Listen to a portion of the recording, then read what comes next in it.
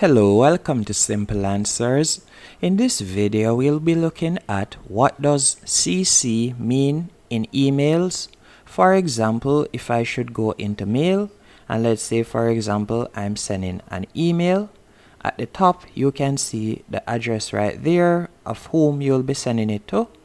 And if I were to tap right where you see CC and BC, you will see that CC means carbon copy. And this allows you to send one email to numerous email addresses. So let's say for example you're sending an email to a client and you also want to tag your supervisor or your manager.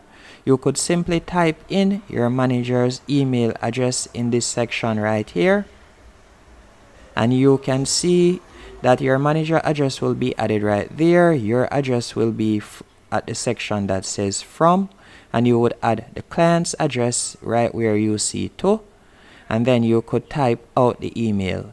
So your manager will also receive the email when the client receives it, and that will show proof that you have extra proof that you have sent the email and the time that you have sent the email.